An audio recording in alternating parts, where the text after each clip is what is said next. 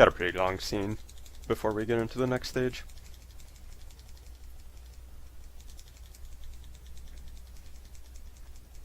We're done with the regular missions now, so it's just the 4 endgame ones. Seal will prompt if you want to save. Hit B as usual.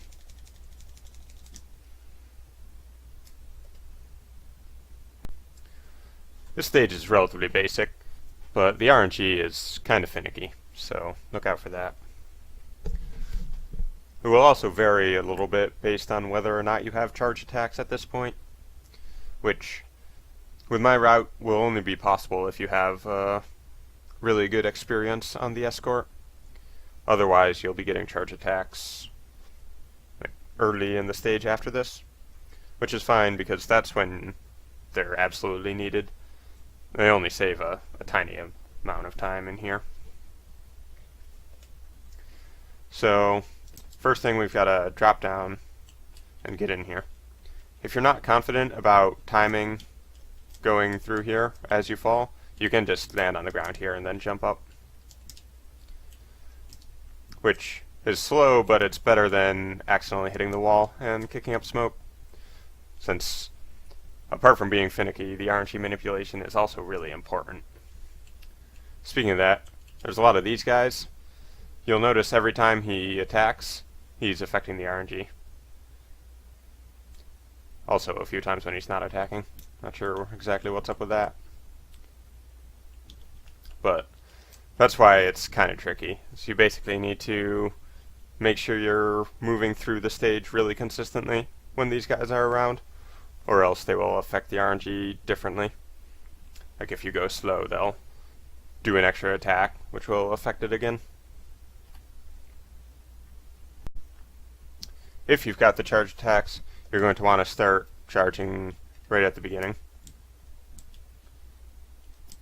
And then hit this guy as you go through. The lightning chip will stun him so you can move through him, even though he doesn't get destroyed. Make sure not to hit him from too far away, or else you'll end up with a slightly different RNG value. It's not picky at all, just don't be at max range when you hit him. Also, make sure you don't do a charge attack while standing on the ground. Not only is that super slow, but it also affects the RNG.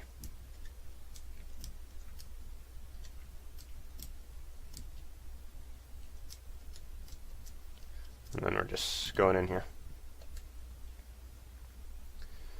For these guys, we'll want to jump in between them and then spin back and forth with a jump slash to get all 3 at once. With this RNG value, those are the drops you should expect. Large health, large energy, and small energy. Though, an interesting thing is that if you don't get it quite right, you'll end up with different drops. But it doesn't necessarily mean you're ending with a different RNG value. It's just a quirk of whether or not you're killing the enemies simultaneously.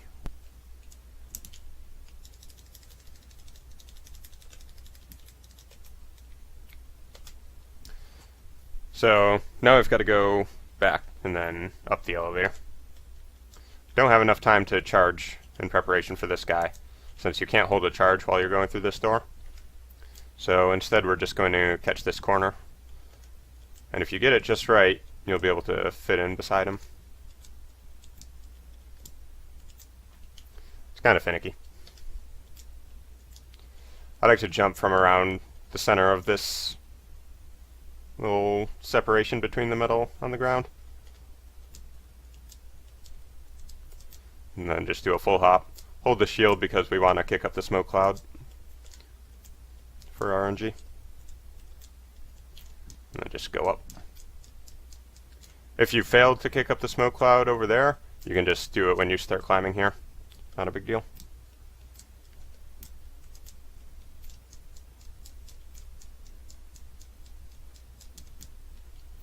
Now, this guy's in the way.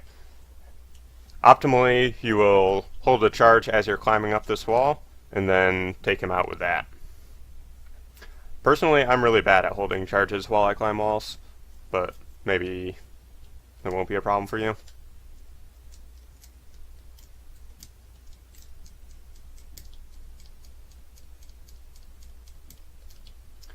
And there's something a bit interesting about how we want to do this. We don't just want to stun this guy and move by. For RNG purposes, we want to actually destroy him with the charge attack, which means we need to hit him twice. And we're going to use the same sort of double hit technique that I did in the upper route of the factory stage. If you didn't watch that route, it's fine. It's a pretty basic concept. Basically, you just need to attack from the right distance to an enemy and hold an extended jump slash afterwards, and you will hit them with both the regular attack and the extended jump slash. And the spacing's a lot easier when you're doing it with a charge attack, so it's not overly difficult. Let's see. So that was too far forward because I only hit him once. Yeah, so the spacing's to jump from around here in this column. And then just release the jump slash, or the charge slash as you jump, and hold down for the extended one.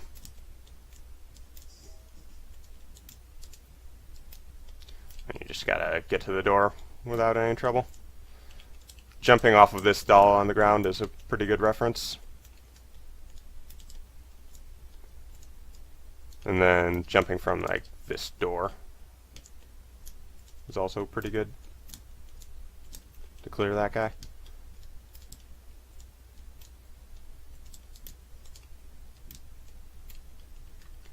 That ladder is a little bit trickier than others. You've got to really be in the center of it. And you can't go down it while you're dashing over it, I don't believe. So, careful with that one.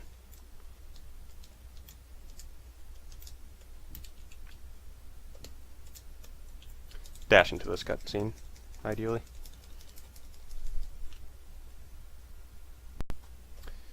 If you also have trouble holding charges while climbing, here's an alternative. So kick up a second smoke cloud, and then just damage boost into that guy.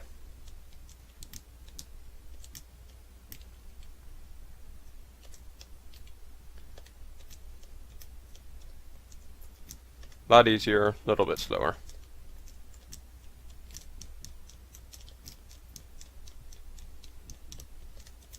Interesting thing about this, it's actually possible to get boosted forwards or clear this guy entirely, but it's really rare. The visual cue I use is this little white dot in the background, as Zero's foot is reaching that. So around this frame is around when you should jump, and then you also just do an extended jump slash as you jump.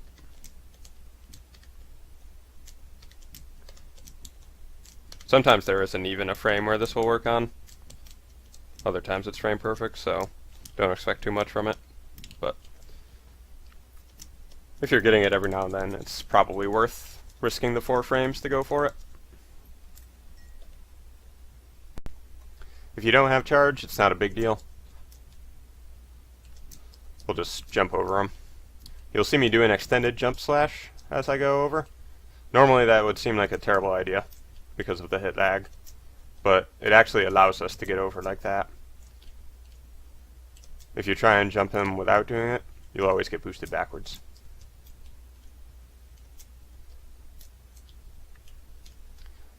The spacing's not super precise, but you do need to get it right. Like around this general area, as you're pretty close to him, is when you should jump and do the slash. If you're really close to him, it's actually possible to clear him without getting hit at all, but it's frame perfect. And if you're too late, then you'll just jump into him and look like a goofball. So there's getting it perfect. I didn't mean to get it again. There's looking like a goofball, which could affect your RNG if you get boosted back like that, so it's doubly bad.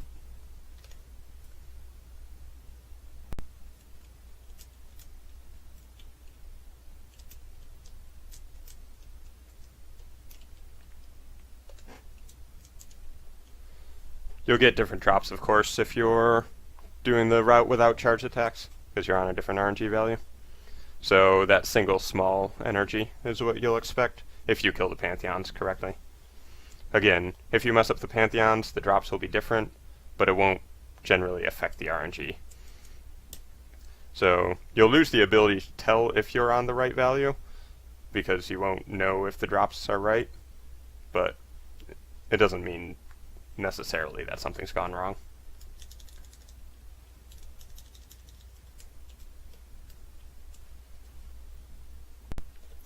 And then there's nothing special about this segment.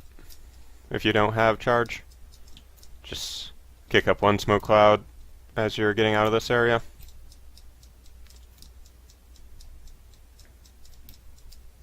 You can go for the jump over that guy if you like.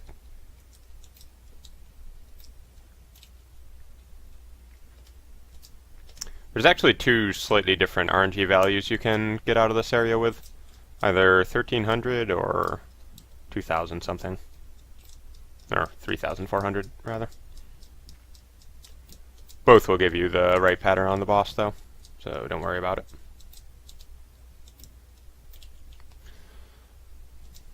Which actually makes that particular route pretty nice, since it's not as picky in that specific spot.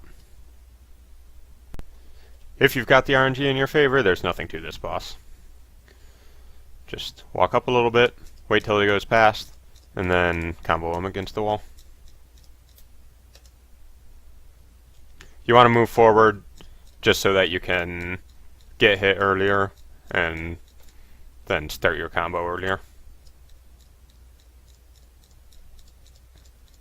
But you don't want to go so far forward that he's out of range.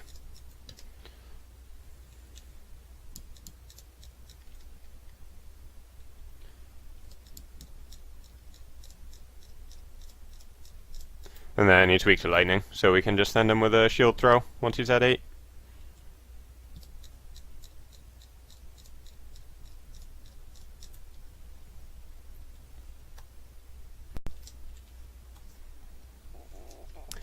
If you don't have RNG manipulation in your favor, this fight can actually be pretty annoying. So let's just consider a few ways it can go. Okay. Figures I'd get the perfect pattern. Let's try a different value.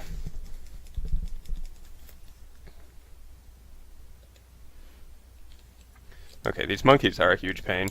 You want to destroy them if you can, as he's throwing them out. And then, anytime he finishes a move, he's always vulnerable to being knocked back like that. So, if you're set up well, you can just catch him as he finishes and then move him over to a wall. You can either dash in between your attacks or step forward, whichever works for you.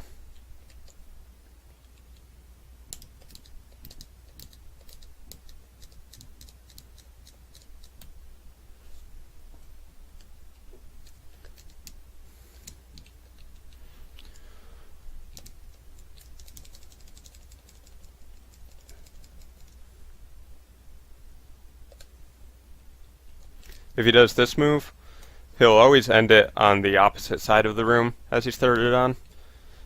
So he started on the right side, he'll end it around here somewhere. So just be ready to grab him as he's done.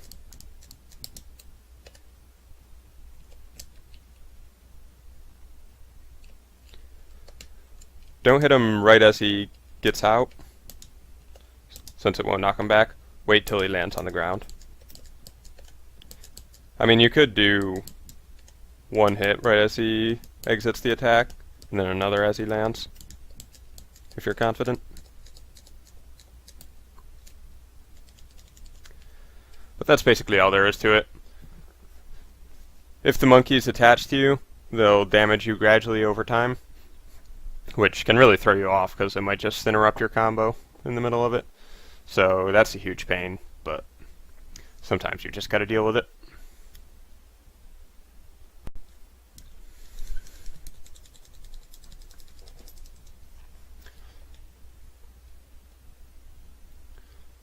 You can do something pretty cool if you're holding your shield when you grab the elf here. I'll demonstrate what it actually does in the next video. It could cost you a little bit of time compared to just dashing into it normally, but it is pretty stylish, as you'll see. 29 is the best I've seen for this stage. It's possible with both routes, with or without charge attacks.